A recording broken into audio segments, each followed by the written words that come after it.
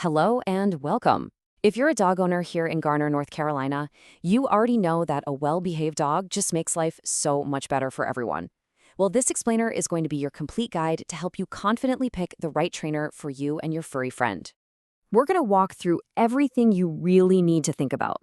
We'll cover everything from modern training methods and what those fancy certifications actually mean, all the way to the local rules you need to know as a dog owner right here in Garner. So, let's get started. Okay, first things first, let's lay down the basics. The best, most effective dog training today is really built on three key things: science-based methods, real professional qualifications, and a format that actually fits what you and your dog need. So when you're looking for a trainer, you really want to find somebody who uses positive reinforcement. What does that mean? It's a reward-based approach. They use things your dog already loves, treats, praise, a favorite toy, to build a super strong bond. It makes your dog an excited, willing partner in training. It's humane, it's effective, and you get results that actually stick around for the long haul. So, how can you tell if a trainer really knows their stuff? Well, look for certifications like these on their website. It might look like alphabet soup, but for general manners, that CPDTKA is a great one to see. It means they're a certified professional dog trainer who's passed a big exam on learning theory. Now, if you're dealing with more complex stuff, you might see something like IABC-CDBC for behavior consultants, or even CBCC-KA for really serious issues. These credentials are proof that a trainer has a solid education and is serious about their profession. You also want to make sure the training format matches your goals. As you can see, group classes are awesome for general obedience and for dogs who need to practice focusing around other dogs and people. But if you're dealing with specific things at home, like your dog going crazy when the doorbell rings or jumping all over guests, private sessions give you that one-on-one customized attention right where the problem is happening.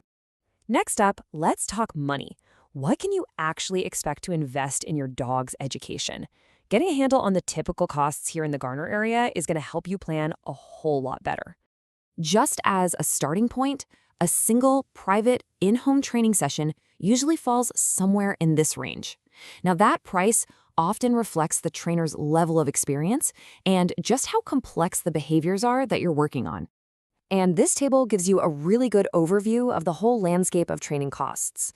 You can see how group classes are definitely more budget-friendly, while a really comprehensive program like a board and train, well, that's a much bigger investment for some really intensive training. This should give you a pretty clear picture of how different services are priced. Okay, so you've done your research, you've found a few potential trainers that seem like they could be a good fit. The next step is the consultation, and walking in with the right questions is absolutely key to making the best choice. Think of this as your interview checklist. You want to confirm they use positive methods, that they have the credentials, and, can they tailor a plan for your specific life here in Garner? Asking how they measure progress and what your homework is going to be, that makes sure you're both on the same page about the goals and how you're going to get there. Of course, great training isn't just for your living room, right? It's about being able to navigate your community with your dog, and understanding Garner's local rules is a big part of being a responsible dog owner. The town has a very clear rule that applies to all public areas that aren't specifically set up as off-leash dog parks. It's really all about keeping people and pets safe. And this is the number to remember: 6 feet. A standard 6-foot leash is what's required. This means no retractable leashes when you're walking through town parks or on any of the local greenways. It's all about making sure you have safe, reliable control of your dog. So besides the leash law, here are just a few other important things to keep in mind. A current rabies tag on your dog's collar isn't just a good idea, it's legally required, and it acts as their main ID here in Wake County.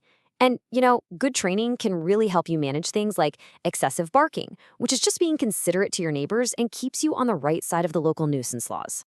Once you start training, you're going to need places to practice. These local Garner parks are perfect.